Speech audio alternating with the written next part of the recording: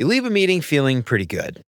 There was clear direction, action items were assigned, everybody nodded, and then 2 weeks later, you realize everybody walked away with a completely different version of what was decided. Same meeting, same slide deck, totally different memories. The gap between we covered this and we actually remember this causes more team friction than almost any tooling or process problem that you could imagine. So today we're going to unpack why that happens and why alignment without recall is basically an illusion.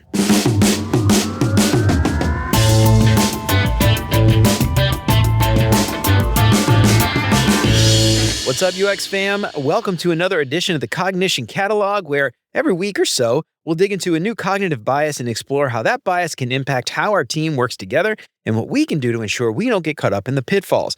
Because working with people is hard, and the more insights we have into the human condition make it just a little bit easier. To learn more about the testing effect, you can find more resources at cognitioncatalog.com. Sign up for the newsletter to get a new bias in your inbox every week, and make sure to subscribe wherever you listen to podcasts so you never have to worry about falling for any of these cognitive biases again. And if you think you're getting something out of the show, I would really appreciate you leaving a 5-star review. That would help me out so much. Shout out to this week's sponsor, Mobbin. If you're tired of staring at a blank Figma canvas, Mobbin gives you instant access to over 400,000 beautifully designed UI screens and user flows with a library that grows bigger every week. Kickstart your creativity, streamline your workflow, and level up your design process. Visit mobbin.com/beyondux to get 20% off Mobbin Pro and never run out of inspiration again. And as always, thanks so much to Chris, Siraquan, Stacy, Radu, Megan, Andrew, John, Mark, Kevin, Jason, Michelle, Marty, Tino, Adina, and Zoe for all their support. And if you want to join these fine folks and many others and help keep the show independent and ad-free, you'll get exclusive access to the entire video library of episodes, including episodes before they're even released. For more information on how you can support the show and help more people find out about what we're doing, make sure to check out beyonduxdesign.com/support. So this illusion of learning shows up in teams way more often than we like to admit. Most teams don't fail because they don't talk enough. They fail because they mistake talking for learning. Now think about how often this happens. A decision gets made in a meeting. There's a slide deck, there's a discussion, everybody nods along, and then it just quietly evaporates. 2 sprints later, somebody asks a question that assumes the opposite decision was made. Somebody else on the team references a constraint that was supposedly quote-unquote locked down. And then someone else says, wait, when did that change? But nothing changed. It just wasn't remembered. Teams fall for this phenomenon constantly during roadmap reviews, sprint planning, retros, and even onboarding. We overload people with context. We assume that exposure equals understanding, and then we move on. But memory doesn't work that way. Listening is passive, reading is passive, and even agreeing is passive. And passive exposure gives us a dangerous illusion. We think alignment happened when it really didn't. Now, onboarding is one of the clearest examples. New hires will sit through days of reading through pages and pages of documentation, architecture overviews, process maps, user flows, strategy decks, training videos, and here's how we do things sessions. And everybody leaves feeling good, but a week later, that new hire hesitates. They ask the same questions again and again, or they avoid making decisions altogether, not because they weren't paying attention, but because nothing forced them to retrieve what they learned. The same thing happens in retros. Teams review what went wrong, they talk about lessons learned and capture action items, but unless those lessons are actively recalled later during things like planning or estimation or decision-making, that team doesn't actually change behavior. The retro becomes just a ritual of reflection, not one of learning. Even experienced teams fall into this trap during complex projects. We assume shared context because we've all been around for a while, but over time, understanding starts to drift. People remember different rationales, different risks, different trade-offs. Alignment starts to decay quietly until it just blows up and shows up as rework or frustration or outright conflict. And this is where the testing effect becomes incredibly useful, not as a teaching trick, but as a team operating principle. So what is the testing effect? We tend to remember information better and learn more deeply when we actively retrieve that information from memory rather than just rereading it over and over. This phenomenon shows that practice tests and retrieval practice strengthen memory retention more than just passive study. It highlights that engaging our recall mechanism is itself a powerful learning strategy that enhances long-term memory. The roots of the testing effect go back to early memory research in the late 1800s and early 1900s. One of the earliest contributors was Herman Ebbinghaus, and he studied how memory fades over time. His work on what he called the forgetting curve shows that information decays quickly without reinforcement. But what he didn't yet show, but helped to set the stage for, was how retrieval changes that curve. The testing effect became more clearly defined in the 20th century as psychologists began to compare different study strategies. Researchers noticed something counterintuitive. People who spent less time reviewing material but more time testing themselves often remembered more in the long run. And this challenged that common assumption that repetition and exposure were the best ways to learn. Modern research in the early 2000s, especially work by Henry Roediger and Jeffrey Karpik, solidified that idea. And their studies showed that retrieval practice, being asked to recall information without prompts, produced stronger, longer-lasting memory than just restudying notes over and over again. And even when people felt less confident during testing, their actual retention was higher days or weeks later. And what makes the testing effect especially important is that it exposes a mismatch between confidence and competence. Passive review feels productive, but it doesn't create durable memory.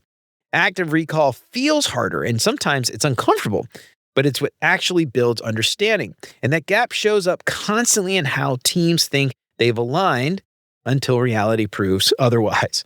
Now, inside teams, the phenomenon quietly shapes what people actually remember versus what they think they remember.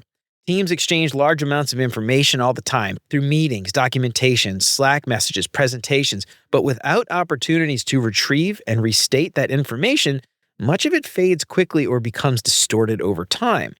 And this shows up in day-to-day work when teams repeatedly revisit the same decisions. They forget why something was done a certain way, or they disagree on what they previously aligned on. And often, this isn't due to poor documentation or lack of attention. It's because the information was never actively retrieved after it was first shared. Passive exposure only creates familiarity, not durability. This also influences how shared understanding forms within a group.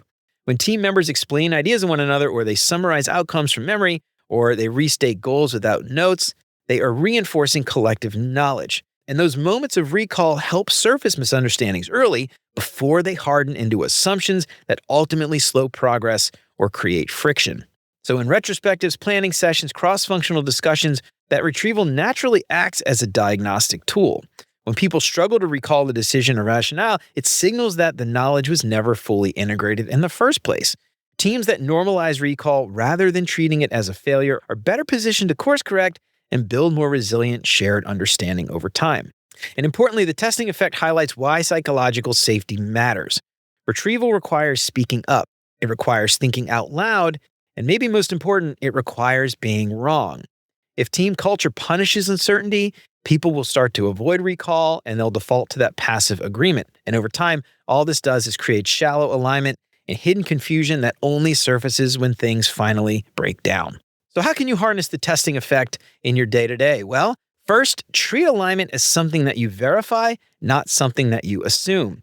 Shared meetings and documentation creates the appearance of alignment, but recall reveals whether it actually existed. So asking people to restate decisions or constraints can surface those gaps early when they're easy to correct, rather than later when it gets even harder to fix. Next, design onboarding around explanation, not exposure. New hires learn faster and retain more when they're asked to explain workflows, decisions, systems back to the team. But make sure they know that you're not testing their competence. Reinforce that you're strengthening memory and confidence at the same time. Next, design team rituals that reward remembering, not just shipping. Stand-ups, planning sessions, retros, they can all support retrieval if they ask people to recall goals, assumptions, and lessons over time. When teams revisit and they restate what matters, they're not being repetitive. They're reinforcing the mental models that guide daily decisions.